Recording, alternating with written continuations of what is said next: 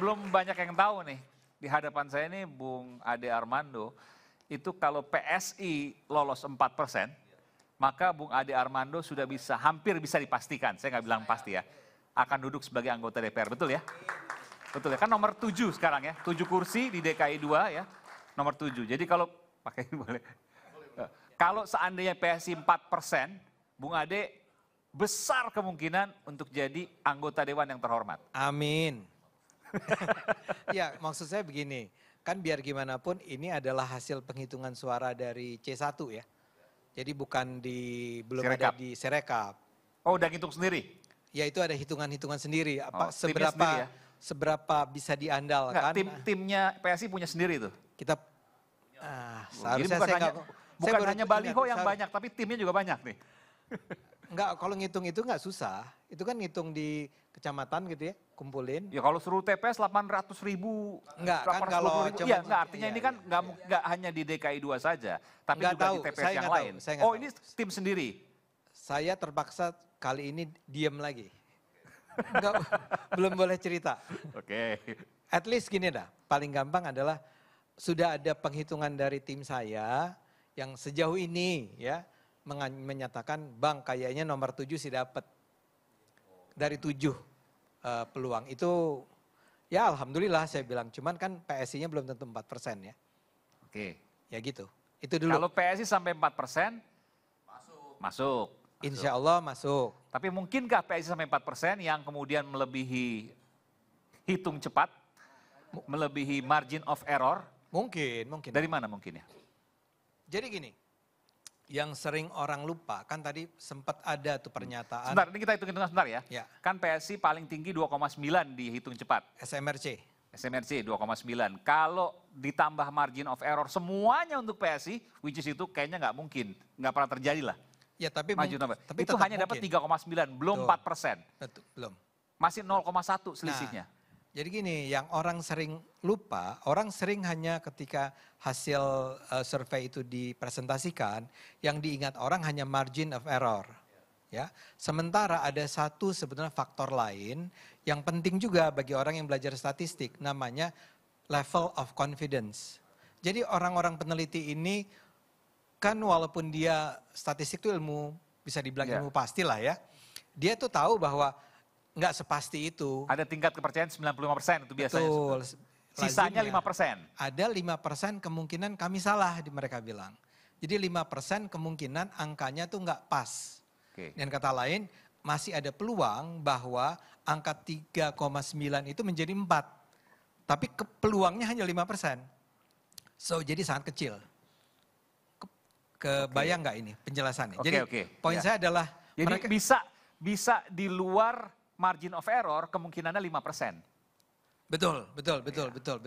Tapi memang diduga karena itu di banyak negara ketika dilakukan quick count seperti yang tadi kita bicarakan, di beberapa kasus terjadi selisih-selisih terutama seperti yang PSI terjadi pada PSI, sebuah partai kecil yang salahnya tuh di antara 3,9 padahal sebetulnya 4,1 gitu loh. Ya, meskipun orang akan bertanya kenapa kemudian 5%-nya itu hanya untuk PSI, kan itu logika.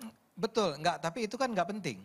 Buat statistician nggak penting, yang penting adalah memang tetap ada kemungkinan kami salah, kata para ahli statistik itu.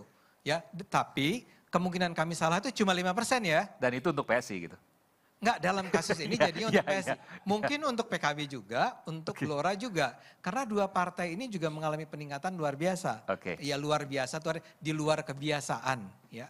Nah, di sisi lain, boleh saya lanjutkan ya penjelasan ini. Jadi gini, orang tuh sering membesar-besarkan bahwa terjadi pelonjakan yang luar biasa pada suara PSI. Padahal tadi Anda sebut kalau nggak salah ada contoh bahwa pada satu hari tertentu ada kenaikan 200.000 ya kalau 230.000 dari 2.240 TPS. Nah itu sebetulnya adalah sesuatu yang biasa-biasa aja ya. Kalau Anda lihat penghitungan suara dari hari pertama, hari kedua, hari ketiga, pada hari pertama kira-kira PDIP sudah dapat 1 juta suara. Penghitungan ya, bukan angka real ya. Kan ini kan kita bicara rekapitulasi suaranya KPU. Itu udah dapat 1 juta. Hari keduanya 1 juta lagi. Sehingga pada hari ke minggu kedua kalau nggak salah, sebetulnya jumlah suara PDIP. Tapi kan jelas kalau hitung-hitungan 230.000 dari 2.240 suara, artinya satu TPS itu dapat 90 suara, which is itu mustahil. Enggak mustahil, tapi itu di luar dari kebiasaan. Dari 2.240, kalau kita bikin rata ya, semua. Saya mau bilang bahwa itu di luar kebiasaan. Kan 90 itu artinya mungkin ada yang 200, ada yang 10. Ngerti nggak? Itu jadi 90 hanya untuk PSI kalau dibagi rata. Bukan, maksud saya rata-rata itu kan artinya bisa 90, bisa 95, bisa 110, tapi bisa juga 60, bisa 50. Bisa, betul. Poin saya nggak mau terlalu masuk ke sana ya, karena memang makanya saya agak setuju, bukan agak setuju. Tadi saya mengatakan saya mendukung angket, hak angket. Kenapa? Karena memang kalau hak angket dilakukan, itu kan semua partai kemudian akan diperiksa kembali termasuk PSI. Ya. Jadi kalau ternyata PSI sebenarnya tidak mengalami seperti yang dituduhkan sekarang ini, itu bisa dibuktikan melalui hak angket antara lain. Okay. Jadi lebih baik buat kami.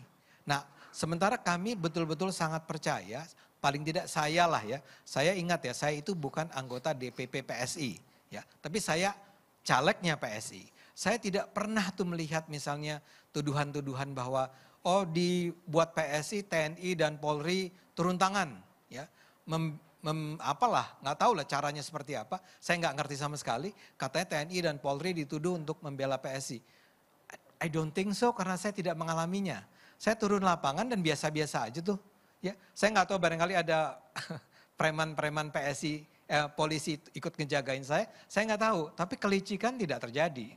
Kalau dikatakan misalnya PSI mengalami kenaikan karena PSI itu partainya anak presiden. Dan itu artinya kemudian disimpulkan presiden campur tangan, cawe-cawe, intervensi. Mungkin enggak? Saya akan jawab kalau mungkin ya mungkin kayak tadi. Mungkin 5%, mungkin 10%. Tapi pengalaman saya tidak pernah menunjukkan bahwa memang ada intervensi kekuasaan.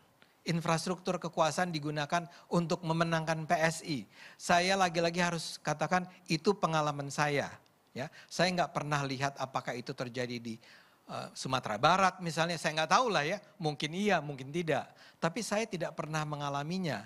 Jadi ini adalah sesuatu yang menurut saya memang masyarakat juga harus fair dong. Ya, kita memang partainya anak buahnya Mas Kaisang. Mas Kaisang itu memang anaknya Pak Jokowi. Tapi apakah itu berarti kita memang mengalami kenaikan karena kami adalah anaknya Mas Kaisang? Ya kasih buktinya dong.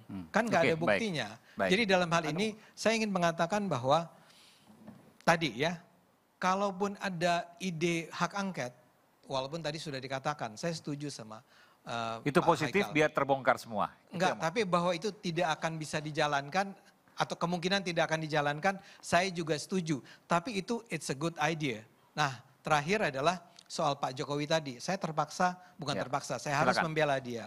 Ketika dikatakan Pak Jokowi cawe-cawe dalam kemenangan PSI, saya akan tanya sama teman-teman, kalau memang dia cawe-cawe, tidakkah sebaiknya dia cawe-cawenya sejak awal ya? Bukan tiba-tiba pada minggu keberapa tadi ini? Hari ke-20 apa tadi disebut ya? Baru dia udah lama. Enggak, maksud saya dari tanggal 14 ya.